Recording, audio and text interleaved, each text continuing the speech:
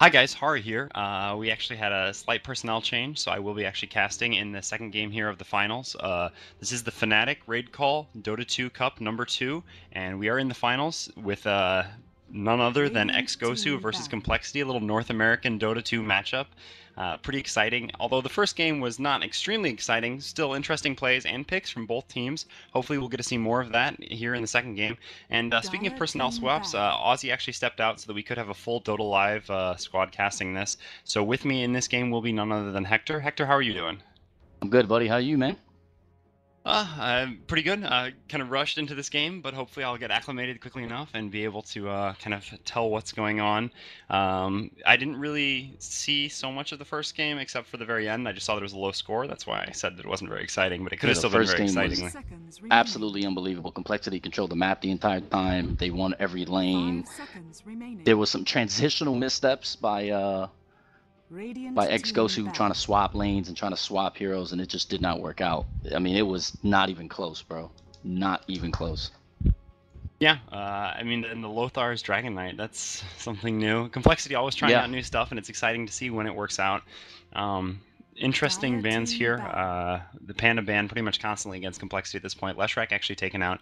Leshrac, one of those heroes you really just don't want to let in. We'll have to see if Complexity does ban Furion last, and actually they go for the Morphling, so respecting Korok's Morphling that much that they're willing to give xGosu Furion over give Korok that Morphling, which I don't know if I agree or not. It's tough to say either way. I mean, Morphling's not a hero that I'm particularly amazed with, but Korok really just does it right.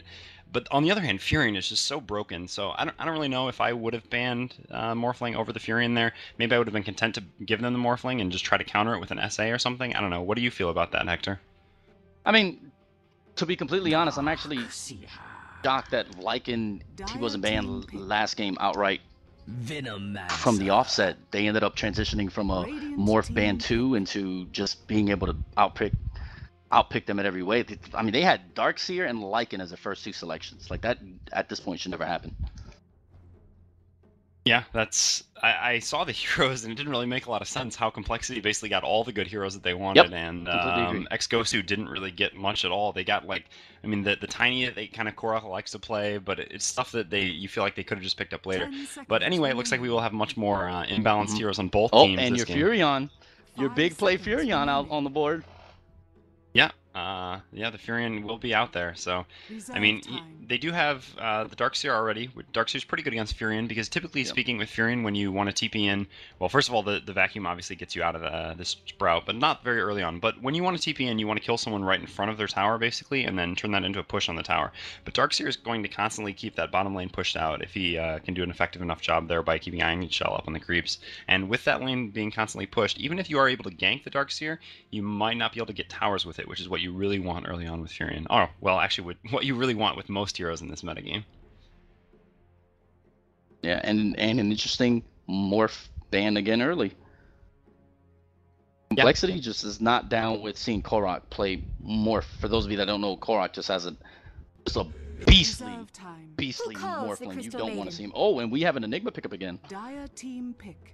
Yeah, Enigma is just, I don't know, he started to fall out of favor a little bit when heroes were, or teams were countering him a lot, using, I mean, Beastmaster kind of was a top tier pick at that time. Not that Beastmaster isn't now, but he's pretty much always around, and VS was more common. But nowadays, those heroes have kind of both fallen out just a little bit, and more importantly, teams just don't really care anymore. They're happy to have that ridiculous stun on Malefice, and the pushing and jungling power of the conversions early on, that they don't really care if the black hole gets broken, and then you have the potential for, you never really know when a black hole could actually just break the game and win, kind of Navi-esque around Roshan or something like that.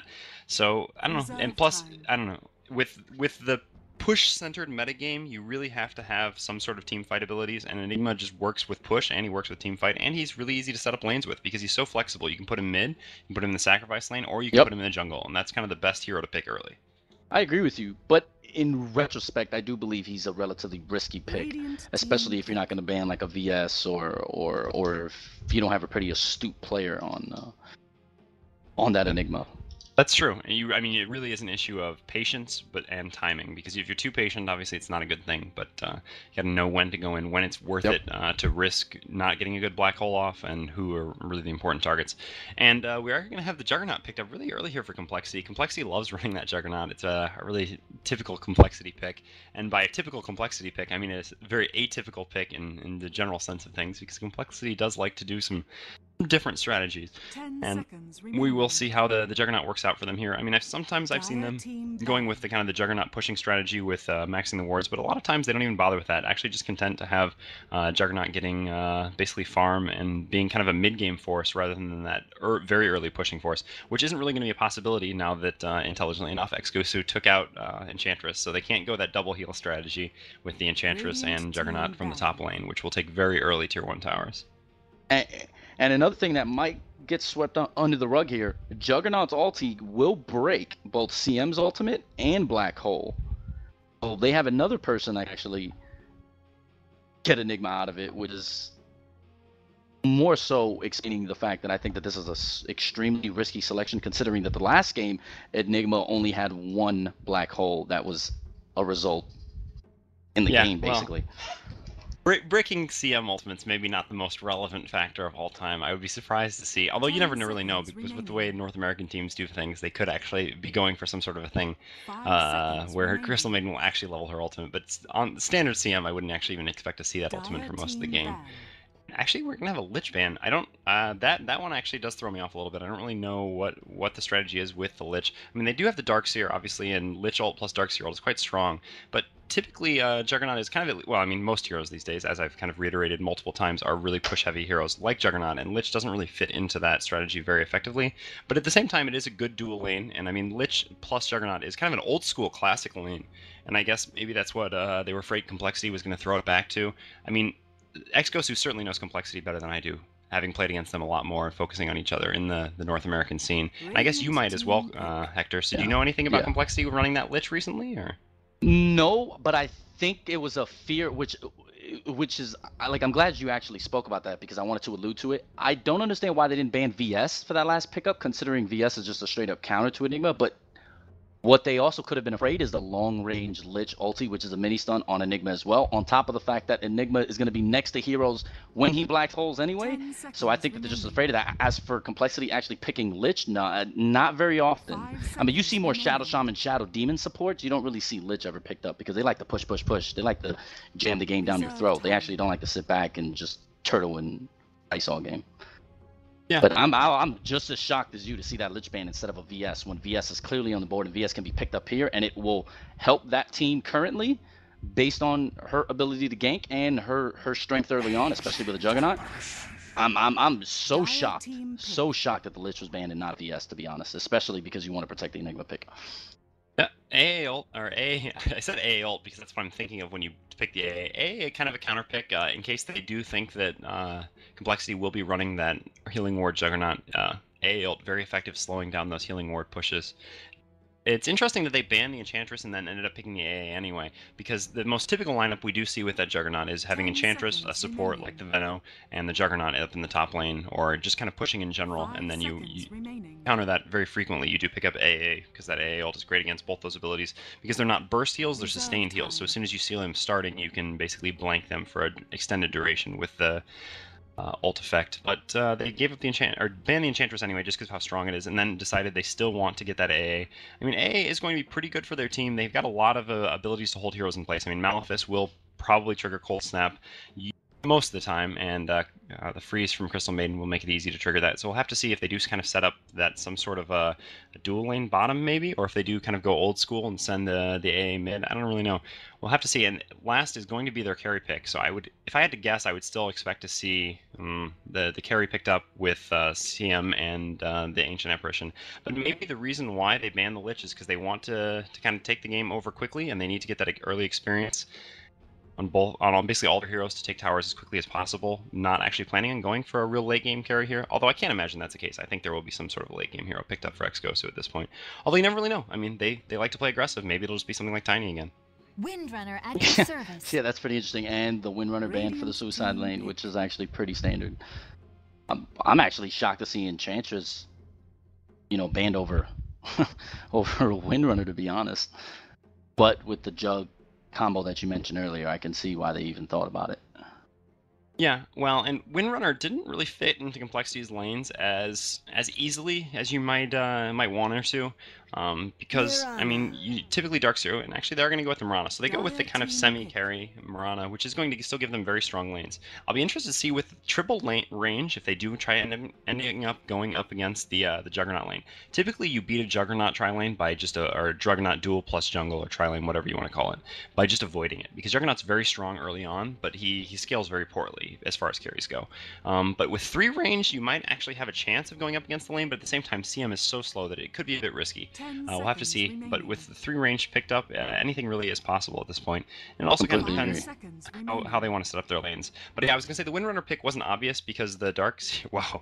Speaking of not obvious, that's actually a really old school Complexity pick with the Omni Knight, back when they used to run the real strong push strategies. They actually ran it yesterday too. They actually really? ran Omni Knight yesterday, as a matter of fact. Yes, they did. And they did a pretty good job yesterday with the Omni Knight. The Omni Knight Juggernaut with the Darkseer. So yes, they actually ran a similar concept in terms of their picks. The Veno and the Windrunner are kind of the outliers here. But for the most part, yeah, they picked that lineup yesterday, and they did a very, very good job. Oh, that's cool. I mean, yeah, like I said, they used to do this all the time back when they ran with Chen, and I mean, Omni Knight's great in pushing lineups because it allows you to force fights with the repel and just kind of go in, not really caring, throw up the ult, etc., and win team fights even on top of enemy towers, which was very strong when they were kind of back revolutionizing the pushing metagame almost. But nowadays that they can't really do that anymore, with Chen always banned, they're not going to have that opportunity. So I guess, yeah, they're going to kind of default to this slightly different Magic immunity strategy, which is going to be pretty strong against a lot of the Radiant team here. I mean, you know, the Prophet and the Mirana don't really need to actually hit things with Magic early on that much. I mean, Sprout's going to catch you anyway, and obviously Mirana can still do a significant amount of right-click damage, but the CM, Ancient Apparition, and as well as what was actually their last pick? Enigma. Yeah, do require obviously the ability to cast spells on you. But anyway, we can't actually go over the heroes at this point because we don't know exactly who will be playing what. But I mean, it's pretty obvious. What do you really expect from the lanes here from Complexity? I mean, you saw their Omni Knight play, so how do you think they're going to set these things up? It's going to be like, I mean, normally you would see Omni Knight solo, and Hannah Montana is their solo player, so I guess it's going to be like that somewhere. You think the Darkseer in the middle or Darkseer in the jungle? What's going on there? Well, traditionally, they like to run Darkseer as a suicide with Ion Shell. Yes. But I've also seen Hannah Montana especially go even suicide with Omni Knight, and just with his heals and repel, he's just able to farm up, get levels, and help him out. How do I think they're going to set it up? Honestly, I think Jug and Omni Knight may actually end up going top. You might end up seeing Darkseer in the jungle. You might have a Venomancer middle. You could also have Fluff and Stuff suicide. But to be honest, the way that they go, I mean, you know as well as I know that they do things on the fly, and you really can't. They generally don't try to do the same things twice, especially back to back. So they actually used a similar lineup like this yesterday, and they sent Omni Knight suicide, and I don't really think that they're going to do that again. They might. I would guess that they will have the Omni Knight suicide here. I don't really see him going up top with Juggernaut. There's really no synergy having Omni Knight with Juggernaut early on, unless you're going like level 1 aura. But I don't really think that's the strongest strategy ever. I completely agree. So my guess is, well, I don't know. It's tough to say. I mean, with Fluff on the Windrunner, I would expect that you would have the Windrunner as a support role, but it's possible he solos. But still, like, Cam actually typed it out. Interesting that Cam thinks that the Omni will be solo top, but I guess that makes sense. I mean, you have the Juggernaut, so you know you have a stronger tri-lane, so you feel that you can win. Although Windrunner in a tri-lane is a little bit, I don't know, not amazing.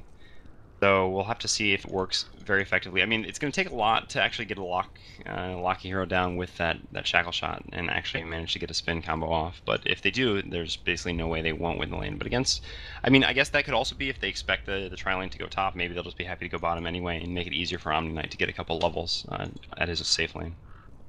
Yeah, I absolutely agree. My question to you is this, though. Do you think Mirana is going to solo suicide? Mirana being Korok, of course. Or do you see? I actually really think that Furion might do well here. Kind of like a little bit of a Navi play where they put Light of Heaven suiciding on Furion. But where do you think that's going to end up? Where do you think Solar is going to play this Furion? You think You think he's gonna go suicide, or you think he's gonna try to maybe go middle? Yeah, well, it's going to be suicide or middle. Unfortunately, I don't follow xGosu as well as I should. Tough to say. I think Painted Gold frequently does play side lanes, although he used to play mid a lot, so it's tough to say. I mean, it's definitely not going to be Mirana suicide. With Korak playing Mirana, it's going to be a farming Mirana in the tri-lane of sorts. Might be the tri-lane bottom. I don't know if they... It's tough to say either way. If they predict the complexity tri-lane, whether they will try to face it with these heroes or not. Like I said, triple range is really strong, and it would be amazing harassment against the kind of range and a half. I mean, Windrunner's ranged. Venomancer is ranged, but isn't that great of range. So they would have some trouble facing down the harassment, but they certainly have better killing potential with that Juggernaut. I mean, as does any tri-lane that has a Juggernaut in it. Yeah, Painted Gold I don't believe is going to go mid this time. I think after last game, I think they may opt to switch, so I don't really think in them going middle. I'm just very curious to see how that actually turns out. Yeah, well, I mean, Enigma would dominate basically it should dominate the Omni Knight or the Darkseer. Darkseer is kind of used to getting dominated though, and so he's just going to get farm anyway and not try to win the lane. So if he's up against the Enigma, that should be a better matchup for complexity, I would imagine. Whereas if the Enigma is up against the Omni Knight top, that's going to be extremely difficult for Omni Knight to survive. So I think complexity's got to at least hope that they do face up the Darkseer against the Omni Knight. Actually, I just heard a message in the chat. Oh yeah, sponsors. Hector, you want to actually run over the sponsors real quick? Yes, absolutely. Guys, for those of you that are just joining us, this is the best out of 3 matchup between Complexity and xGosu. This is match 2. Complexity already won the first one, but this is the RaidCall Cup. Dota number 2. This is sponsored by SteelSeries, Azo, MSI, RaidCall. Also, a little bit of a program note here. If you would like a Fnatic backpack, it's actually a gift. Please go to facebook.com/Fnatic and vote for who you think so far is the MVP, and at the end of this, who you think is the MVP of this match in its entirety. Dota Live is actually having a contest for beta keys. It's facebook.com/DotaLiveNet, and also RaidCall, which is a free programming test that we're using to chat. You can download it and create groups and speak just like you could on Skype or TeamSpeak. They're also giving away a Fnatic white retro T-shirt. You have to download and install RaidCall and join a group. It's called the RaidCall Play Cup group, and the ID is 133714. I'll allude to this a little bit later on in the cast if you forget this, but once again, it's the RaidCall Play Cup group. The ID is 133714. Anyway, now that we got all that out of the way, hopefully someone will go out there and win a free T-shirt. If I wasn't casting, I would certainly be happy to go get that T-shirt. I could always use a free white tee. It actually looks pretty beast. It's actually a pretty pimp T-shirt, and the backpack surprisingly is actually really cool too. Surprisingly, you don't think backpacks are cool? God, well, you know what the joke is. You know, the D3 backpacks. Come on now. Well, yeah. I don't really get the joke. I'm out of the loop here. Anyway, they do end up sending the Omni Knight mid instead of the Darkseer. The Darkseer is top. This is possibly because they expected to see the Enigma in the top lane, and they want to have the Darkseer up against him, because this, like I said, the Omni Knight's going to have a lot of trouble against Enigma. He really doesn't have any way that he can interact favorably with the Enigma unless he can somehow get himself or a creep next to the Eidolons, which is unlikely that Painted Gold is going to allow that to happen. So Painted Gold will be in that mid role and should have a pretty dominant position. Meanwhile, Korak can kind of just stand up here with his 2 supports behind him in the back. Actually, they're going to try to go just put a little pressure on the Windrunner. There's no way they can run forward and try to attack her there, because if they do, the Juggernaut's just going to come from behind, and they're going to be in a lot of trouble. So this is basically just going to turn into a right-click harassment farming lane for the Radiant here, while they are... And actually, yeah, the pole spawn was not blocked. Mikey does go for a stack there, but actually it fails. He isn't able to get it out because of the giant boxes in Dota 2 for the creep camps. So they're basically just going to try to play this lane as passively as possible. And actually, yeah, they've already doubled up the creeps, so they're definitely going to have to pull. But Fluff and Stuff is actually messing with that. He actually goes in, eats a tree, and takes out the creeps so that they can't pull at the full time. But Furion looks like he... thinking about TPing in, maybe he's just faking it because he can. Doesn't have Sprout yet, so wouldn't be doing that much. And TPing on top of Juggernaut's probably not a good strategy. They also counter-warded bot lane. Actually, there is going to be action going. The freeze comes out. Furion is going to fake consider the TP in, but cancels it. and Windrunner does make it back. They were trying to go while the Windrunner was gone. They are turning around and getting a lot of right clicks off. Arrow is going to land on Fluff and Stuff. Right click's going to come out. Fluff and Stuff was able to Windrun. Is she going to make it out? Oh, one more blast from Mikey is enough to finish Fluff and Stuff off. So really nice play there from xGosu, coming off with a quick first blood on that Windrunner, who just barely made it back, knowing exactly when they could go because of the ward placement they have, actually, which saw the Windrunner rotate over there. Not that they wouldn't have noticed the Windrunner was missing anyway, and actually are able to go aggressive against the Juggernaut tri-lane. So just showing the strength of their 3 range to output so much damage from so far away. Man, I absolutely agree. It was interesting. I thought the Windrunner was actually going to save her because of the nullification of the physical damage upon its usage, but she actually, that was a great play by Mikey to actually pick up that and kill. Speaking of Mikey actually running into the mid. Fury is going to TP, and Hannah Montana does not have any point in repel. He's going to try to heal himself. Actually heals on cooldown, so he heal in 1 second. Oh, doesn't actually manage to get it off. Tries to run out there, and he is going to die. So great movement by Mikey. They're picking up the haste run. I don't understand how Omni Knight got caught out there, though. He actually has and actually more action bottom. Juggernaut is spinning in on Last Hit Magic. Last Hit Magic just tries to TP out and does manage to make it, and Korok just going to throw out a few right clicks, and Complexity is going to back off. And anyway, as I was saying, I can't imagine how Hannah Montana got caught there, because he actually does have a ward revealing the bottom rune, and not just like a tiny spot. Like if they placed it in the corner there, would have just barely seen Mikey picking up that rune, but it actually showed him running almost all the way. So kind of really careless play there. Meanwhile, the Darkseer has decided to start creep skipping top, has that shield, so is having no problem here. Oh, and looks like there's going to be action going on the Windrunner again. Wait, the arrow must have actually happened first, because by the time I looked back, the arrow was off cooldown, and Windrunner had already taken a fair amount of damage. So not able to finish off the combo there, but still doing a nice amount of pressure. At the top. Yep, yeah, DC, I mean, just doing what he can, creep skipping, but unfortunately, this isn't necessarily the optimal lane. Like, this is what you're supposed to do if you are playing on the Radiant as Darkseer. You're supposed to creep skip in the top, and if you're on the Dire as Darkseer, you creep skip on the bottom. This is a much more congested space for him to try to creep skip, and it's going to be a little bit more difficult for him, especially with that catapult here. It was kind of inconvenient timing to do it with the catapult, which is something he just cannot kill, and yeah. And now the catapult's going to miss. He's going to salve up. He needs to get his soul ring, actually, and then he will be able to continuously do this. Meanwhile, though, a little bit of action going on Hannah Montana, though, but this is exactly what I was talking about. Hannah Montana was happy to take that harassment in the mid, just so that he can get that heal off with the Eidolons next to him. And he actually has gotten 2 points in Degen Aura, just so that he can run up to Painted Gold and try to get the heal off whenever possible. They're also counter-warding them all over the place. Oh, yeah. Bot lane is being counter-warded all over the place. Yeah, so, they've already killed 2 wards. Basically, what you would expect from Complexity being really active with... Oh, wait, no, actually, xGosu you're talking about, actually, is counter-warding. Well, actually, we've got counter-warding coming out from both teams, being pretty active on that. So I guess just these North American teams really confident with each other. And Darkseer is flying that soul ring to himself. This is quite risky to fight all the way across the map like this, but he really needs that soul ring that badly that the risk was worth the reward in his book.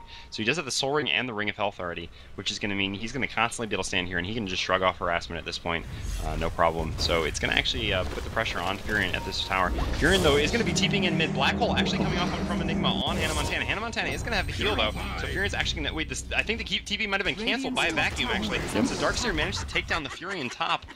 Seeing the Furion going to TP in there, although even if the Furion had TP'd, I don't think it would have been a kill. Kind of a questionable play there by Painted Gold. Arrow flying in bottom, but actually isn't going to hit anyone. Korok just going to do a few right clicks on Ike's Mike. Actually, the slow coming out from Mikey. Korok does have the Starfall, but he's actually going to be in a kind of bad spot here. Ike's Mikey getting frozen. I'm surprised that Jo didn't try to spin there to just kind of force them back off Ike's Mike, so Ike's Mike is going to pay for it with his life. Meanwhile, though, TC is actually going really aggressive with Slar here. The tower does get taken down, though. The distraction was worth it, and TC is just generating so much health here with all this regen that he's going to kill Solara again. Urgent Prophet going down a second time to the Darkseer top. Really nice play from TC. I'm actually really surprised that there's no help from xGosu with this Furion. Darkseer has legitimately taken 6 straight waves over and over and over and over and over, uncontested. Furion just doesn't have the capability to defend himself against this, and yet they're not even opting to help him. I'm actually very, very, very surprised to see this. Well, you don't really have a lot of places you can come help him from. If you leave the tri-lane bottom, you kind of risk getting... Well, I mean, Korok actually can do alright. He's doing a very good job so far with this CS. Yeah, I mean, that's a good point, actually. Korok could survive here if you did rotate the supports. The problem is it's just on the other side of the map, so it's really difficult to get over there. But you're right, they do need to certainly help him out, although now that he's back behind his tier 2 tower, it should be at least a little bit easier for him. And, yeah, I don't know. this is pretty interesting so far, actually. Pretty even. Both teams have kind of gotten a few early wins, and we'll have to see kind of how it evens out here. The problem is the Furion really just hasn't... I mean, usually you're so happy to have tri-lane against tri-lane when you have Furion on your team, because it means you should basically beat any other tri-lane, because you have the Furion TP in to turn it into a 4 versus 3. But they really haven't had the opportunity to do that so much. The lane has actually just been pushed a little bit too much, because Fluff and Stuff did get that nice early deny on the creep stack, or the pull, because the stack was ruined, and they just haven't had the space to have Furion TP in down here, especially against Juggernaut. It's just always so risky to TP in anyway. Although Juggernaut is only level 3, so the experience really not going out very well for Complexity down in this bottom tri-lane. Yeah, they're still only down about 500, but yeah, he's actually really under level considering the rest of his team is kind of top tower is under attack. But TC is just outplaying this Furion all over the place. And he's actually going to go on Slayer again, but he knows that he can't dive him into the base. He may have another tower here in the next minute or so. That'll be 2 towers in about 9 minutes, if I'm correct. Yeah, the ping does come out from Furion, so they finally do TP someone else down here. Mikey does TP. He's going to get the freeze. Furion's going to try to TP in Sprout. Darkseer does not have enough mana for the vacuum. Soul Ring in 1 second, but it's not going to be worth it vacuuming at this point. Yeah, and the Surge is not going to come out in time. He's actually going to go down to the Furion ult. So finally, we do get that rotation coming out from xGosu here, exactly what you were talking about, needing to help out that Furion top, and that's going to slow the Darkseer down a little bit. Darkseer was on track, but actually he did a really good job. Actually, he purchased up his cloak and his Scroll of Sound portal before dying, so he actually didn't lose any gold there, and he is already going to have his hood plus a TP to get right back to the lane. So Furion's going to be in the same problem again very soon. And Complexity, literally, as the ports go up, Complexity now ends up engaging Korok. Now with the leap ability he used it to get away, but almost instantly as soon as they saw the ports coming in and Darkseer goes down, that tri-lane instantly became aggressive just like you predicted, but fortunately Korok was able to get away. Yeah, I mean, that's the great thing about having a Mirana tri-lane, actually, is that even though Mirana isn't the best usage of farm necessarily, I mean, she's not going to come online as quickly as a lot of carry heroes are. She's not a true hard carry, although she does, I mean, she scales quite well. Mostly just because of Leap, actually, and because of the range here. And actually, they are going to try going on her bottom here. She's going to try to Leap, but TC is going to be running top of her, and he's going to vacuum her back. Level 4 vacuum is going to take her long distance. She's definitely going to go down. Full feet going to come up on Juggernaut. Juggernaut just decides to spin out of it, and he already does have his ward up. Ward does get right-clicked by last hit magic there, so nice last hit, staying true to his name.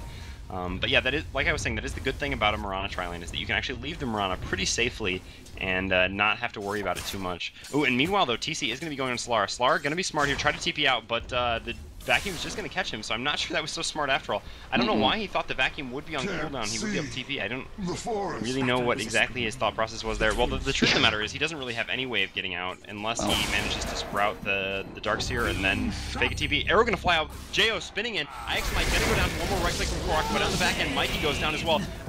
Cold Snap coming out on Fluff and Stuff, but Fluff and Stuff just running out. Korok is going to try to get a couple more right clicks on Fluff and Stuff. Shackle is not going to land anyone, and meanwhile, Jo did just manage to TP out, so a nice double kill for Korok there, and that's going to go quite well with his good farm to get him to a really early core item. TC's he's close to his pipe. TC is close to a 12-minute pipe if I'm correct on this one. I think he's going to get it in the next minute and a half. I mean, he's doing an outstanding gold, actually job. going for the black hole on Hannah Montana again. Hannah Montana went for the repel, which means he's not going to be able to heal, but he's actually just going to pop his ult. Oh, blast comes out from Mikey. Mikey doing a great job snagging that kill. Hannah Montana thought he would be fine with that ult pop, blocking all the damage from Enigma and his Eidolons. Instead of healing, he ulted. I think that was it. Instead of healing himself, he ulted, because the animation went off for his ultimate, so the animation would have gone off for the heal. Well, actually, the heal does have a slightly longer animation, doesn't it? Not that I'm aware of, but I still would firm in my belief. I think he would have actually lived if he just healed himself. Yeah, he probably would have. You're probably right there. But that's been twice. Painted Gold has tried to use his Black Hole aggressively, basically because of the strategy he's been playing. I mean, he really hasn't been moving from this lane. He's just keeping constant pressure on Complexity in this lane, getting his farm, getting his items up, and telling them, you know, if you guys roam around and gank at all, you're going to lose your mid-tier tier 1 tower. And so it's perfectly fine for him to use these Black Holes since he's not really putting himself in a position to have to get into team fights. And team fights don't really happen this early in the game necessarily, so it's reasonable to use your ults for solo kills anyway, as long as you know you'll get it. Although, I mean, so far he's used his ult 3 times mid and actually gotten 2 kills, so hasn't known he'd get it every time, but still a good job being aggressive. Mikey, meanwhile, going to run into TP in the woods here. This is going to be really terrible for Mikey. Furion is going to TP in, but I think Mikey's probably going to go down Surge. Oh, great sprout from Furion. Nice TP in time. And TC actually decides to throw out the ult. That will get it. Actually, the illusion of Crystal Maiden right-clicking here one last time. Malefic's stun coming out on TC, but TC is going to be able to run away just fine here. A ult flying and not hitting anything. And so that is going to be a 1-for-0 trade. TC picking up another support. It's so scary as a support to run into Darkseer off in the jungle somewhere, away from your creeps, away from your towers. It's basically like running into a scary guy in a dark alley late at night in Chicago or something. You're like, crap, this isn't going to end well at all, and surely enough, it does not. He's engaging on Solara again.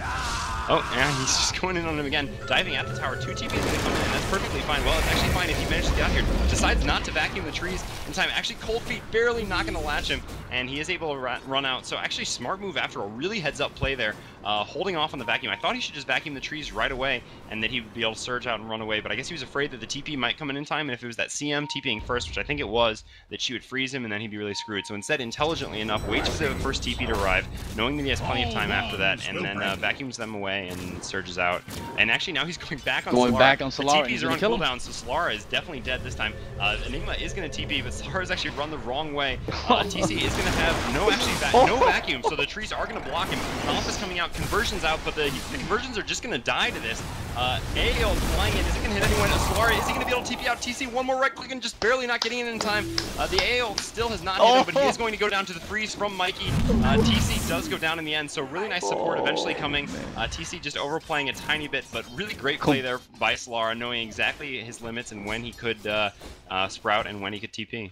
Meanwhile, though, Hannah Montana actually getting really aggressive on Korok in the bottom here. Korok does have Leap. Hannah Montana's got 2 levels in Degen Aura, so if Korok leaps away, Hannah Montana won't actually be able to catch up to him. And Korok actually going to trade blows with Hannah Montana, knowing Hannah Montana doesn't have enough mana for heal.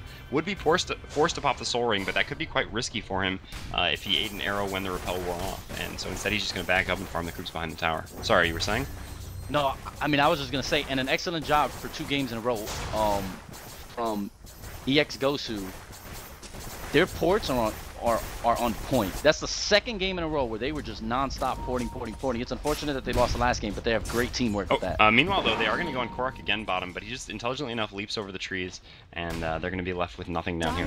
This is the problem, the Juggernaut pick has really been shut down so far. They haven't been able to do a lot with it, so they're really going to have to look for something in this mid-game here to really make this Juggernaut worthwhile. And I'm assuming that's got to come with farm, though, but he's not even close to getting drums or anything like that. Meanwhile, the tier 1 tower is going to go down top. TC just going to surge himself away, not trying to mess around with anything up there. And, I've been wanting to point this out for a few. Darkseer opted to not get, and it inevitably killed him just now bottom by not going. He picked up a vitality booster. He did not end up going pipe. I believe he's going to transition this into a Vanguard, but he did not go. If he had the pipe like he would have had, he would have ended up being able to salvage that last engagement that he ended up dying in. But he decided not to get an early pipe against that team, which I truly believe it was a little bit of a mistake. Well, the difference is Pipe is really a team fight item. It's not so much of a solo item, and as long as he expects to be off by himself, just fighting against heroes, the Pipe's not going to do a whole lot. I mean, affected health-wise, the Pipe isn't actually going to give him much more than the Vitality Booster. I mean, it's going to give 400 versus 250, but the difference is the 250 is constant health, whereas the Pipe is only going to be a 10-second burst of health.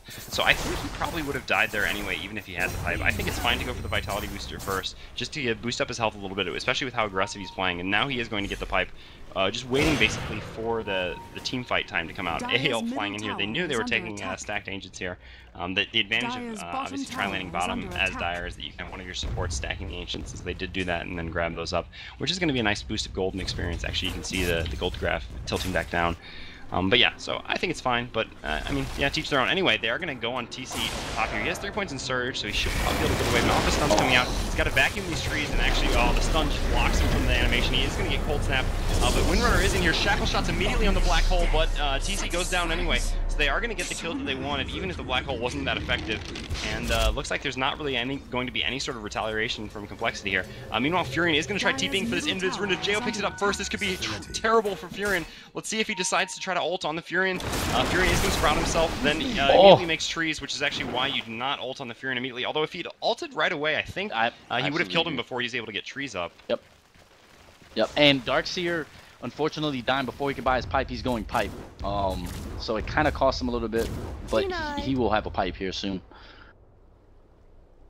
Yeah, meanwhile, I don't know, Jo is just on Phase Boot's Soul Ring, so, I mean, he does have the Soul Ring, he's going to be able to farm extremely easily, with just spinning to win, basically. It's a phrase that I actually borrowed from Blitz, although plenty of other people I have heard use it, but I really did like that, so I'm going to give credit where credit is due, but I did steal the shit out of that one. But yeah, it's going to make this farm extremely easy, assuming he gets some space to farm, which has just been the problem so far. AO flying in the mid, they are going to try to get the freeze on TC. TC does get frozen, Malefist up, but he's just got so tankability. We'll see if they actually have enough. He is turning around, the Venomancer ult flies, hits 3 heroes, Darkseer ult's going to fly out, or come out, but it's actually not going to get anyone. Shackle shot amazingly latching Mikey. Wow. Right click's coming down, but Mikey is going to live thanks to, I think that was a mech off the Enigma. Meanwhile though, Solara TP's in, but he's actually in a really tough spot now. Arrow going to fly through from Korok, but not hitting anyone, and basically both teams are just going to back off, except for Jo. Jo still has all his abilities, so he wants to be aggressive here, and yeah, not going to be able to. Bluff and stuff, doing his best Light of Heaven impression, getting shackles out of nowhere. Oh, Shackle not going to latch there. Yeah, I was actually wrong. It wasn't a mech on the Enigma. Enigma is going for the pipe. The mech is up on Furion, so it wasn't actually mech. It was just everyone synchronized popping of 6 charges was actually what regenerated everyone's health there. So still nice play by them. And looks like Complexity really wants to put a lot of pressure on this mid tower here. But the AA ults are really going to slow them down. That ability is just so annoying to deal with. And since the AA does have level 6 at a reasonable time in the game, it's going to be relatively effective. Although the problem is he's going to have, oh, Shackle Shot, that one not going to latch. And just going to have a little bit more of a standoff here until TC decides to surge himself in and vacuum someone. The xGosu has about a 2K plus gold lead, and their experience is closing in on 4,000 right now. Like, they're doing an excellent job in this game. They're really trying to make a comeback here. Down 1-0 so far. Yep, Vacuum actually coming out. Shackle is not going to latch anyone, unfortunately, because the Vacuum has already destroyed all the trees. Now TC is going to get sprouted up because they know he doesn't have a Vacuum. Full Snap is going to trigger, but actually the Repel comes out, ult coming out from Omni Knight. And actually, yeah, so the AA ult is not actually going to hit TC thanks to the Repel. Great support there from the Omni Knight. Venomancer's in a little bit of trouble. Instantaneously eats through a tree. Heal is going to come out from Hannah Montana, so Venomancer's going to be alright. Darkseer ult coming out as well, basically just going to push xGosu back.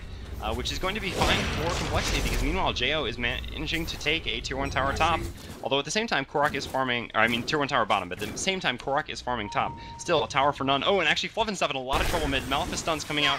Windrun is not going to be enough to save him. He is going to go down to the AA. So the standoff does eventually lead to a kill for xGosu. He was just a little bit too high, just way out of position.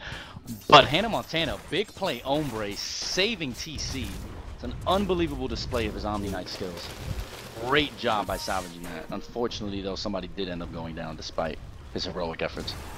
Oh, and actually, IX Mike way too far up. I don't really know what he was doing there. The Repel is going to come out, though, so I guess that's what he was doing. He knew that he had an Omni on his team, but Furion going to TP in behind and right-click a couple times for the kill. Meanwhile, is sprouting up Hannah Montana. He wants some team support to come. The AA ult is on him. Nice Shackle Shot from the Windrunner. He latched Mikey to the tree. Mech does come out from Furion to save Mikey's life, for now at least. But then the Juggernaut deciding to ult just the CM. Maybe a little bit questionable. They're now spinning on Korok. Korok trying to do damage to Fluff and stuff, but Fluff and stuff was able to win run away. TC behind Korok, Jo in front. Korok doesn't really know where to go, and he decides, well, I'll go back towards the tier 1 tower. Actually trying to turn around now. Shackle Shot is going to latch him to the tree. This is going to be the sign for them to go on him. Sprout going to separate TC or Jo out. Jo immediately Quelling Blades through the Sprout though, and basically looks like they're just going to back off. Although the TP actually coming from IX Mike is going to catch Solara. Do they have a stun? Shackle Shot going to latch. Actually latches the tree instead of Korok. Thought it might have get him. Jo taking a lot of damage from Starstorm. Venomancer ult going to hit a bunch. Black Hole catching 2. Korok and Solara. Actually Solara TPing out instead of right-clicking. Don't really know about that. I guess it's because the Windrunner. Korok going to go down anyway though. And Panic Gold going to die as well. Shackle Shot latching him to a 1 HP creep. Oh, that's gotta suck. AO going to fly through, but Hannah Montana has already healed IX Mike, so they will be just fine. Unless, wait, this is going to, no, it's not going to snipe TC either. And looks like Complexity is going to have some room at least to put some pressure onto this tower now. Complexity just managed to salvage just an man. They were a little bit out of position and they just salvaged that fight because of the exceptional fluff and stuff. Shackles all over the place. Omni Knight actually, Hannah Montana went down because of the AA ult earlier, and yeah, I was surprised to see the Furion ulti away too. I mean, I thought Shackle Shot coming out on Mikey, but they just have actually the tower does get denied by Ancient Apparition, so really nice deny there. Furion looking to TP in, but his team's just not close enough, and actually he's having a bit of trouble bottom. At the same time, that's I was gonna say the TP, but I got caught up or mixed my words. The TC was canceled. The TP was canceled by TC, knowing that he was buying his team a little bit of time. Meanwhile, koRock is going to rotate down here. There's no way koRock can get a solo kill on TC, but he will be able to at least force TC back. I guess he's just going to wait for support to actually come. I mean, if the Furion comes, they might be able to get something on TC here. aL going to fly through. They're going to look for the Furion TP at the same time. Will the aL hit? But actually, the aL with poor prediction. TC runs up and sets down. Oh, vacuum, but nice arrow by koRock. Starstorm going to come out. TC taking a lot of damage, pops the pipe though, but the pipe isn't actually going to block any magic damage now because it's all past. He was hit with the magic damage before he was able to pop the pipe and does go down. Great play by koRock there, anticipating exactly when the Darkseer would turn around to vacuum, throwing the arrow just in time. I mean, technically he just arrowed into a sprout, but really the timing was perfect. Yeah, and top lane looks like it's going to go down by JO here. He's just been AFK farming now, which is... Yeah, well, the Furion will be able to TP in here if he wants to. We'll have to see. The JO does have level 2 ult, though, so Furion could be in a bit of trouble. Yeah, and he actually just can't come up because he knows that JO will just ult him and kill him. The only thing worse than giving JO a tower is giving JO a tower and a kill. But meanwhile, Mirana actually managed to solo kill the tower bottom. So again, just trading towers between Mirana and Juggernaut, basically. And Venomancer setting up the conga line of wards to defend this Tier 1 tower mid, which xGosu really needs to take. The mid Tier 1 tower, probably the most... Well, I don't know, your jungle tower or the mid tower are the most important Tier 1s. This one kind of protecting Roche in the center of the map, the other one protecting your jungle. So it is a very important tower for them to take down. Purification. And anyway, Hector... Purge is completed on Mirana. Yeah, I was going to say, want to have a little go over items? It's been a little while since we've yeah, for sure. Those. It looked... JO has about 2k gold. I'm really interested to see. He already has drums, what he's going to end up purchasing. koRock, though, did complete Purge, and Purge, I think, is going to be very helpful now for them, especially against the Darkseer or Repel. Yeah, against the Omni Knight. Huge. Well, the Darkseer, because of the Ion Shell, you can actually go off the Ion Shell. Yeah, I mean, I guess that's important, too, although the Repel probably a little more what he's absolutely, it's way more important, but with the damage that Darkseer has inflicted and can inflict, I think it's definitely worth noting. Yeah, that's a very fair point. Meanwhile, looks like Mikey is actually going to go for phase boots on the CM. So who knows? Maybe this will actually be a CM where we eventually see an ult picked up. He's going to go. I mean, phase boots are kind of luxury items in the CM. Typically, you would just have regular boots and nothing else. So maybe this is a sign of things to come. Eventual BKB and ult. Who knows? Maybe he'll just be content with the phase boots to get a little more movement speed. Omni Knight completed a Necro. What do you feel about that? That's a very nice pickup. I think it's a very intelligent pickup. Yeah, it's, I mean, it's pretty much typical Complexity. Complexity loves to spam Necro books, basically, till their heart's content. I mean, they're the ones who came up with the Faceless Void with Necro book, and I've seen countless games where they've just had 2 or 3 Necro books on their team. Yeah, so I guess that's just basically what they're doing here. Any hero where you're not exactly sure what item you want to get on him, get a Necro book. Any hero where you know what item you want to get on him. I think it was the 4PL tournament, too, and they actually destroyed that team pretty easily with the... Necro book on the Faceless Void, but they also had Darkseer played by Hannah Montana, and Hannah Montana completely destroyed that game. He just was all over the place with Darkseer. Meanwhile, though, they are going to go for a quick Roche steal here, actually. They've got a lot of wards placed up, and with that Juggernaut ward, level 4, actually, it's going to be really easy to take this. The Medallion also up on Venomancer, classic Roche steal item, and the Dire advantage for the win for Complexity. Let's take a look. The gold graph was actually slightly in favor of the Radiant before that. It's actually going to probably just be slightly in favor of the Dire after that. But regardless, a very even game. Could really go either way. Although, I don't know, the Dire really has more late game. Even though Juggernaut's not good late game, Darkseer is amazing late game. But then you've got Mirana and, I mean, Enigma can basically turn a game at any point. So, I don't know, could really go either way as the game progresses. They are going to look for a gank here on koRock. Going to wait for the leap. Ooh, disjoining the shackle shot. I'm wondering about that so much. I think they should have tried to force the leap, and actually Purge is going to come out and plug stuff, purging the win run, and a lot of right click damage to come out. The pipe does come from TC though, and they're going to try to turn this one around. Repel up on Fluff and stuff. Not sure that. Oh, great shackle shot on the creep. Fluff and stuff, an amazing shackle shot. Slora going to go down. Sentry ward to reveal off the Mirana. Great job by Complexity, already having that Sentry ward. Meanwhile, JO is chasing after Mirana, runs into the outpost looking for the Mirana, going to try to force her. Basically, I assumed he would try to force her off the creeps and then ult her, but I guess he realizes that her leap is already up, so ulting the Mirana might not be the best idea ever, and she is just going to get out just fine. Meanwhile, though, JO actually picks up a Diffusal of his own, so Diffusal's coming out for both teams, and ooh, Fluff is trying another, yeah. Well, I mean, if you hit 90%, I guess you have to miss a couple. Yeah, right. And I think that time he missed because he actually got the melee creep instead of the range creep. I think if he hit the range creep, he would have got him. But still, I mean. Yeah, well, you know, when now you're fluffing stuff on Windrunner, you know, the kind of the typical thing to do is to shackle the range creep to an enemy hero. So he wanted to kind of take it the next level. Instead of, he's done with shackling the range creep. He's shackling the melee. A ult actually flying out. Oh, he's trying to snipe IX Mike here. I think this is only a level 1 A ult, so but it's still actually gonna be enough. IX Mike just does not have enough health. This should shatter him. There's no Hannah Montana nearby to repel him. Yeah, he is going to shatter. So he pops. Meanwhile, though, Painted Gold actually ulting Hannah Montana bottom. Hannah Montana repelled, so he's not gonna be able to heal himself. Could pop his ult if he really wants to. He's thinking about it. Does bring up the Necro Book, and yet I think that was actually the cast animation for. I don't know if the repel was off, so if that was the heal or the ult.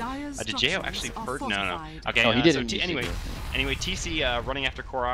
And yeah, nothing really gonna happen there. TC actually has picked up a 4-staff. Yeah, well, I was wondering if maybe Jo purged the repel off of the Omni Knight, so the Omni Knight could heal himself, but that was not the case. Anyway, Shackle Shot on Mikey mid. Mikey, goes for and gets the last on the tower. Nice freeze and one last hit.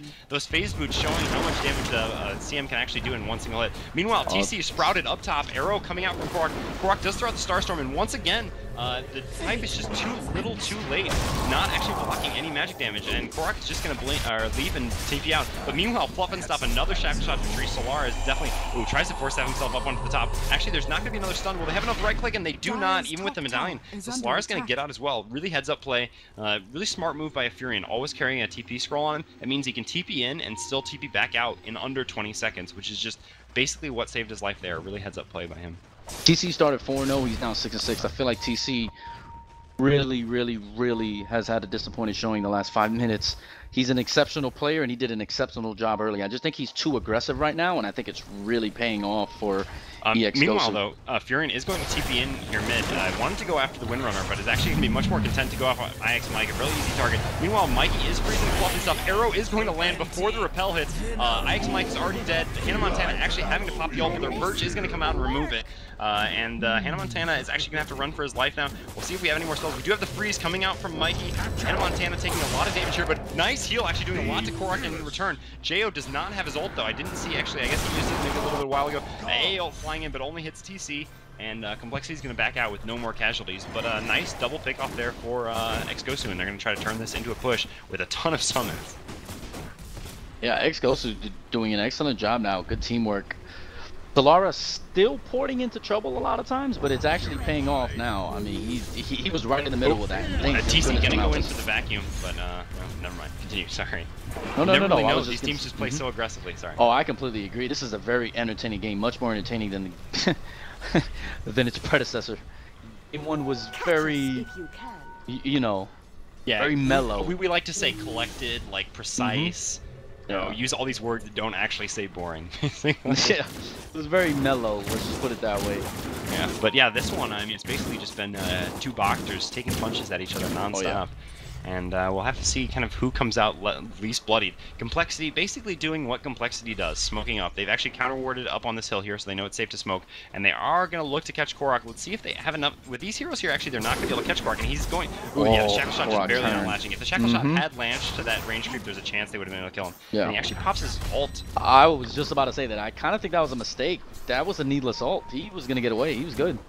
Yeah, maybe he's going to use this to try to set something. No, yeah, I guess he maybe thought the TC would come surging after him or something, or someone would. He's actually going to try to go for this regen room, but that would actually be a mistake. Vacuum just barely missing. Korok just juking left and right. Korok way too strong. Doesn't even need Morphling. Doesn't matter who he's on, but looks like they're actually going to find this Furion over here. Furion is going to force staff himself and then probably try a TP once he gets into the woods. Yeah, he's the Windrunner following behind. He's going to try to make it as hard as possible for the Windrunner to get a Shackle Shot off him by staying in the middle as possible, juking left and right. But the Vacuum's going to come out. Now the Shackle Shot opportunity is up. And but meanwhile, baited enough time for the Enigma to come in with the Black Hole. There's actually nothing here to disable. Arrow going to fly in, actually landing 5 seconds on the creep. Or maybe on a repel, I couldn't tell exactly. Hannah Montana melts immediately. Jo is in here now, throwing down his ult, but just hitting creeps, not doing a whole lot. TC is already dead on Darkseer. We have a 2-for-2 trade. Korok doing a lot of right-click damage to IX Mike. IX Mike had used the medallion, but meanwhile, Korok leaps into the ult. Darkseer ult goes down himself. TC, or Jo, just gonna spin out of the freeze from Mikey. Mikey just a little bit too slow with those phase boots. Shackle Shot actually latching. Oh, nice purge, getting rid of the Ghost Scepter, but a little bit too late. Meanwhile, Jo is now cold feeted up, but he's going to run out of there just fine. Last hit magic will have an ultimate in 7 seconds. Negative to earn charge, doing a lot of damage. Shackle shot latching or Mikey. Jo is gonna pay for this with his life though. One more right click, he tries spinning, but not actually his life. He does have the Aegis, so he will be back up. Not sure if it was worth it or not for that Mirana kill, but he might not. He probably wouldn't have gotten away anyway, especially with that ult coming out from Last Hit Magic. Fluff and Stuff trying another shackle. This one not gonna latch. Painted Gold going to blink forward and get the stun on Fluff and Stuff, but Jo is back. Actually, just I think it was a purge. Yeah, he actually just purged the Malefice off of Fluff and Stuff, and Fluff and Stuff was able to run away no problem. Yeah, I actually think it was a good trade because Roche is going to be up in I think in about 3 minutes if I'm correct. So I think I can't really foresee another heavy action going down like we just saw in the next 3. But yeah, writing down the timers for Roche. This guy's amazing. Yep. He does everything. He's the all-star of DotaLive.net. Azu is the man. Yeah, I don't know. Love that guy. For those of you that don't know, he also works at Dota Live with us. Yeah, he's actually the one who, big shout out to him. He's the one who is going to record these VODs for us and make it possible for you to see some really high quality VODs, which will be up on our website, which is www.dotalive.net. Just a tiny little plug there. Anyway, now back to the action. Push coming in on the tier 2 tower bottom. This is an extremely risky tower to try to defend because that tiny choke point behind it. We'll have to see if xGosu decide that they want to, or they're just going to basically concede this tower, which is usually a smart thing to do. This tower is just way too difficult to defend here. Another example of dire advantage, because defending this tower is definitely harder than defending the equivalent tower in the top. Although the bottom tower, no, because you can come from the side. Yeah, this is actually just the worst tower in the game to defend. Meanwhile, a Treant from Furion on Roche. I guess maybe they didn't know the exact Roche timer because they're not as good as Azu. It's actually one of my biggest failings as a player is my inability to write down that timer. Yeah, I'm just conditioned to do it based on some of the people that have taught me to play the game. So it's just like that's always like on my mind. But considering, look at the XP and gold graph. Complexity, I felt, has made an extremely good comeback, and they're really jockeying for some strong position in this game. Yet they're still behind fairly decently in both graphs. Yeah, very interesting. I don't know. I mean, I don't know. I feel like it's Korok. Korok has just been amazing this game. I mean, he was an amazing Han player as well. Yeah, I mean, he's been amazing in general. In fact, I don't know. I said it when I was casting 2 days ago, and he really is my vote at this time for the best North American Dota 2 player. I mean, I feel like that may be a little unfair to a couple players like Fear, Demon, etc. But I don't know. Korok is just insane, and at this point, he's so good. Absolutely. He's showing no sense of slowing down. Basically, Korok makes heroes like Morphling imbalance. Like Morphling's a hero that pretty much no one would ever normally ban, but against Korok, you really got to. Looks like they are going to try to go on him after we're giving him a bunch of compliments, but they know he knows they can't kill him. Shackle shot actually just barely missing. That could have actually been a good shackle shot there, so a little bit risky play by Korok. But he knows he's fine. I'm sure if he saw the shackle shot latching while it was in midair, he would just manta out of it and be like, notice how confident he is, though. Yep. 3-on-1, 4-on-1, he's just like still hitting him. He just takes pot shots on people. Oh, Furion. Yeah, Furion does have an invis. Furion not maybe the most amazing. Oh, arrow gonna land on Fluff and Stuff. This might be the opportunity they're looking for to go in, but no, actually his team is not anywhere near him. So all this gonna be great vacuum by TC, but then Korok just leaps out. TC getting those Dota Cinema top 10 vacuums we're trying for. He's got to learn though. If you actually want to get in the top 10, you have to put him up on a cliff where they can't escape. If they can run out, it's just not worth it. So like in the last game. Wait, was it TC on the Darkseer in the last game? I saw that there was some. No, that was Hannah Montana.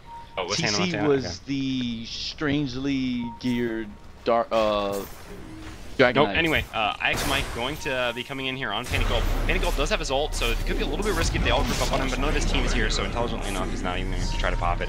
And just actually, he's going to insta-buyback. Why? Because Roche is up, and this is going to be almost a game-deciding, not almost a game-deciding fight, but a very significant fight at least. Meanwhile, Korok is putting as much pressure as he can on the mid-tower, which is actually going to make Complexity have to think twice about, they can't just instantaneously go into Roche, because then they'll just give up this mid-tower to Korok. Look at Korok! He's sitting there taking damage from TC, and he's still just getting right-clicks off on the tower. That's just ridiculous, just the confidence in this guy. But the problem actually with these right clicks is, the tower is in deny range. Jo let it get one last hit off, and they could actually deny the tower, but opting not to. Wanted to make it to Roche as quickly as possible. We'll have to see how this works out. The Solara on Furion, basically the perfect hero for these Roche situations, because he can just push the side lane while the kind of Roche thing is set up and force them to defend. The problem is he's too far from their tower to really make Complexity even worry about this. So Complexity is actually just going to take Roche, and it looks like there's nothing xGosu is going to do about that, which is kind of surprising to me, given that Painted Gold bought back. Yeah. Oh, and while we have a pause, if you don't mind, I need to plug the raid call. Yep, go for it. Please, guys, don't forget you can obtain a Fnatic White Retro T-shirt. They are giving this away. Just please download RaidCall. It's a free program that a lot of players are using now. We're actually using this currently. Join the group, the Fnatic group at RaidCall Play Cup. The ID is 133714. For those of you that missed it, you can get a Fnatic White T-shirt. If you come on, it's the RaidCall Join Fnatic room. The ID is 133714. It's actually pretty easy to set up, so I hope you guys enjoy it. Yeah, we're quite happy to have RaidCall as a sponsor, so we'd be happy to have you guys come use it at least, give it a try. I mean, like you said, it's easy to try out, so you don't really lose anything, and you can actually win something, so why not? Anyway, looks like Painted Gold is connecting back into the game now. I think he was the one who they said was having problems, although maybe it was, my connection being funky. I wasn't sure if it was him or Mikey. Yeah, that Mikey, he's always doing shifty things. coRock was about 30 or 40 CS short of Darkseer when he got his pipe. coRock now leads the game with 239. Yeah, that's pretty nuts. And actually, I saw... I wanted to respond to one thing. I did check the chat real quick while you were plugging that. Someone actually brought up how it's stupid to deny the mid-tier 2 tower while Roche is up, and I really disagree with that in this situation, because you actually have a tier 2 tower bottom, which is basically as good for TPing when you buy back. And there's a risk that if you take Roche and the other team knows that they can't defend the Roche or they can't contest the Roche, coRock could have actually just run back through the woods and taken the mid-tier 2 tower, just backdoored it real quick with his Manta Illusions easily enough, and then you would have given that up when it wasn't necessary. I mean, I acknowledge that having 2 towers to TP2 is more significant than 1, because then you're not going to waste TP cooldowns, but at the same time, I don't know, there's upside and downside, and I felt like coRock would probably, knowing how aggressive coRock is, that it probably would have been worth it. But speaking of denying towers, a lot of stuff going to get a really easy deny top. And don't also forget that the gold exchange, complexity's already down. By denying these towers, they're denying more gold. They're already down over 2k gold, and by continuing, that's 2 denies now. That's 2 denies. That's only 100 gold per player on the Radiant side, where inversely it would have been 250. That's a major difference. It's an extremely huge difference. So I actually agree with you, Harry. I think it was a smart move to deny that tower, considering you have 1 in range to actually port to. In my opinion, of course. Well, yeah. I mean, it worked out anyway, since coRock didn't actually play aggressive there, didn't end up going for backdooring the tower, and they were able to take Roche safely and then deny the tower afterwards, so it didn't really matter. In hindsight, I would have been wrong, but hindsight is always 20/20. Necrobook 3 is up on the Omni Knight, and let's see if we've got anything else picked up here. 1 second. Can you take over for 1 second? I said. Yes, absolutely. We have a smoke gang going down. We have complexity actually going down bot lane, and the smoke wore off. Wow, that's pretty. No. The smoke is still active. It's just a little bit of a graphic bug, guys. I'm seeing the same thing. I was kind of thrown off at that for a second. Sorry about that. I'm back right now. Just had someone coming into the room. But coRock, anyway. that's 3,600 gold. He already has his Manta, and he already has a diffuser. What item do you need to get? If I had a choice, either a BKB or an MKB. It just completely depends on what his playstyle is going to be here for the next few minutes. What do you think he's going to go? MKB seems like a pretty good choice, actually. BKB not going to do too much. There isn't a lot of disable that he really needs to worry about. There is the Shackle Shot, but I don't know, Shackle Shot's going to be a problem regardless. Usually you don't really see Shackle Shots coming. I was thinking for Nova, because Nova's just an incredible amount of DPS, especially this late. Nova? Wait, on coRock? The Poison Nova. No. Oh, Poison Nova. I would get the BKB to make sure I'm not getting Poison Nova anyway. Yeah, sure. And there is a Darkseer Illusion Wall, or Ultimate Wall of Replica. Anyway, looks like they are going to try to go in on JO here, but the Pel's just going to come up. This tower taking a ton of damage, though, actually, and they haven't been forced. Vacuum, actually, not really going to do anything. They do manage to deny the tower there. which was good. Sprout going to come up and cold snap, but actually, yeah, wait, cold feet is going to come up. Actually, he is going to get frozen.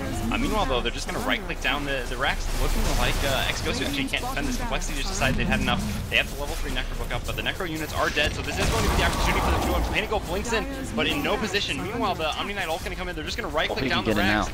And yeah, their shot actually is going to latch Mikey. Might as well go from Jo. Gonna get cold snap if he doesn't spin. Does manage to spin in time. And yeah, they're just going to turn around and try to right-click the range racks and then probably back out of here. Croc actually going for an eye on that, because why not?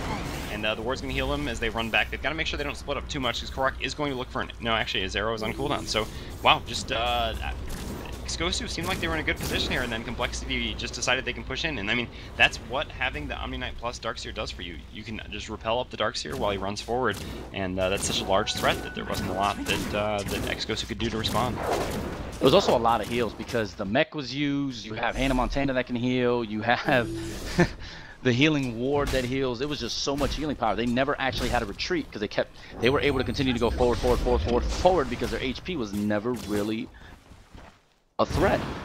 They legitimately just manned up on that, and I was really surprised to see that play happen the way that it did. But it was an amazing job at Complexity, just using sheer force to take down that Rax. That's actually a very good point. The healing is a big part of what was able to make that possible. And yeah, actually take a look. A nice joke coming out. If you look at Jo and then you look at Korok, their items are almost exactly the same, except obviously Korok having the treads and Jo having, I mean, yeah, Korok having the treads as well as the Aquila, and Jo having phase boots. But yeah, interesting builds from both of them. Except, look at the gold. Yeah, Korok clearly leading in the gold advantage despite the similarity in items. I think he's got to go for that MPB. I think they really need that damage to come out from him at this point. And it's obviously very good against Windrunner as well.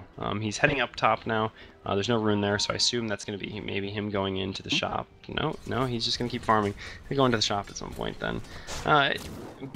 Butterfly's a possibility, but it's not that great. I mean, it would be good because it negates a lot of damage from Darkseer, which is actually coming out from the Wall of Replica, because those illusions not being able to right-click you as effectively. But still, I think MPB is definitely the best choice here. And yeah, hopefully what he'll go for, which will actually give them, I don't know, the ability to defend the next time Complexity decides to just man up and push. Is it? And mid, by the way, both teams have a Rax. Oh yeah, mid was taken. Yeah, I didn't want to interrupt you, but yeah. I don't know how I'd forgotten about that. Anyway, Korok is going to try to juke them using the Manta Illusion there, as well as his ult. The Sentry Ward comes out a little bit too late. Yeah, sorry, I guess I've just been a little bit distracted since that person ran in. And, anyway. No, it's fine, it's fine. I just didn't want to interrupt you, I'm sorry. Yeah, thanks for that. I don't know, just kind of was out of the game for a second. But yeah, actually, so it is Rax to Rax. I guess I'd forgotten about that fight that took place a long time ago. I mean, it's been a while, and yeah, we'll have to see. Complexity is looking to push in the top now, and if there's anything xGosu can do to defend this, or whether Complexity is actually going to just do what they did again. Now Complexity has that's what I was going to say, that they have the Aegis, they have the pushing power, they have the healing power, they have the Aegis, they have strong items. BKB up on Enigma, so actually there's going to be no way to disable that Enigma ult other than the Juggernaut ult if he starts on him, but as long as you catch the Juggernaut, you'll be fine. So he's going to look 1 second on the blink, let's see if he can blink in and get an good ult off here. Actually, Jo is taking a ton of damage, but that's actually hard. Actually, interesting decision to pop the ult from Hannah Montana there. This is actually going to mean they're going to have to back out, I think. Completely flying in, but it's going to hit anyone. I feel like without the Omni Knight ult, just back off, try to fight again. You still got plenty of time left on that Aegis, so no reason to force it. And actually, Painful's going to blink in. Actually tries to catch Jo, but Jo had already ulted out of it. So ult hitting no one. Meanwhile, Darkseer ult is actually going to come in and hit a lot of heroes. Darkseer doing a lot of damage with the Iron Shell as well. Basically, everyone just dropping to no health. Jo trying to right-click one more time before he dies. Mikey sitting off on the side with the Venom ult, going down to 1 health, and he is just going to TP out. Complexity actually did end up getting the better of this fight just because of that Aegis. They are going to be able to push in just for a little bit here because they have that full HP Jo. One more right-click actually does get the spin, gets rid of the cold snap, or the cold... calling it cold snap. I mean, 2 abilities with cold, it's just too ridiculous. And both basically doing the same thing, something stun related. Anyway, so Complexity is going to look to push in here. They do have 3 full health heroes, but actually no, just going to back off. So that's unfortunate. Kind of wasted Aegis. I'm surprised they didn't. Yeah, Jo actually wants to still go in here. I don't know why Fluff and Stuff actually TP'd out. It is 3-on-3, but I guess they're really just afraid of the damage Korok can do. Korok did actually end up going for a butterfly. Not able to, actually not going to be able to catch either of these heroes and stop them from winning out.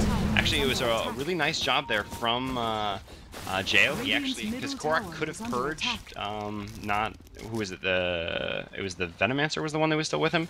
Yes. Or wait, no, it was Hannah Montana. No, it was Omni Knight. Yeah, it was Omni Knight. Yeah, he could have purged Omni Knight and actually arrowed him. But Jo actually placed the illusions in front of him so that the arrow would have hit them instead of Hannah Montana. So Korok decided it wasn't even worth purging, and they both were able to TP out safely. Not sure if people caught that though. Though Korok did an absolutely amazing job with his positioning and was able to just DPS everyone down. Mikey, Crystal Maiden's ulti took 2 heroes from full life to under 30% life just with the duration of her ultimate was over. She got a full cast off, and that was just an incredible job by Mikey to position himself in front of Korok, yet behind the action to actually be able to do some really good damage on the Darkseer and Jo. And he kind of got Omni Knight, but Omni Knight did have the propel up. And Furion, during that fight, by the way, he actually did take down a tower front in mid. Meanwhile, TC does get a solo kill on Korok top. Korok just insta-buys back. But yeah, so I don't know. What do you think about the butterfly on Korok? You like it? You don't. To really be like honest, the only reason I like it is because MKB is not being picked up by Juggernaut, and obviously since he's an 8-click hero, I feel like evasion is going to really effectively help. He doesn't have a lot of armor anyway. Actually, Pinnacle gonna blink an arrow coming out on Hannah Montana. Will they have enough? Not even needing enough chain disable. They just got enough right click. And actually, Korok gonna be above extremely aggressive here. Doesn't actually have his Manta, so he could be in a little bit of trouble, but actually not gonna be in trouble. Just gonna right click TC down as much as possible. Juggernaut ult coming through, doing a fair amount of damage, but kind of still a little bit too evenly. And yeah, taking a lot of damage from Mikey again. He's actually gonna have to back out. TC goes down, and Venomancer goes down as well. So 3 down for Complexity, and xGosu is just going to be able to walk in here and take Roche. The problem is they have to walk right into the Darkseer ult, so Panic ult actually just blinking. And the Venomancer ult still doing a fair amount of damage to them. Fluff and Stuff going to do his best to try to make this really difficult for them using power shots. Maybe try to time his next power shot to take Roche, but no, actually that one was a little bit too soon. An arrow going to fly from Korok anyway. Mikey actually getting force-setting himself up. Panic going to blink, but black holing nothing. Oh dear. These black holes from Enigma. Yeah, it's forward. Slara does have Hex on Fluff and Stuff. Will follow this up with a Sprout. Gonna right click a couple times. Jalen's gonna come in mid though. Fluff and Stuff does go down, and Slara actually has a cheese. Just pop that, went to full health. Meanwhile, Jo is gonna get Maleficent. Has no magic protection now at all, and is actually gonna go down. This is Jo actually can buy back. So maybe, well, I don't know. It's still gonna be tough. I felt like that was a 3 huge up mistake to defend. Yeah, Jo is going to run out in with the Repel on, but xGosu not messing around, not going to go for any other racks, just going to immediately go to Throne it. The Glyph does come out, but I don't think there's any way you can defend this. Just too much right-click damage coming out. And yeah, xGosu is going to basically completely ignore Complexity and just right-click down the shrine as much as possible. And yeah, it looks like, well, actually, will they be able to defend this? Talk coming out from Korok while right-clicking. Only Korok able to type and right-click at the same time. And actually, I wanted to say one more thing, but not really that important. Anyway, great job by xGosu. Really well played by both teams here. xGosu managing to take the second game and force it to a third and decisive one, which of course, as a esports and Dota 2 fan, is what I want to see. So everyone stick around, as we will get the opportunity to see both these great teams playing each other in the finals. Third game for all $500.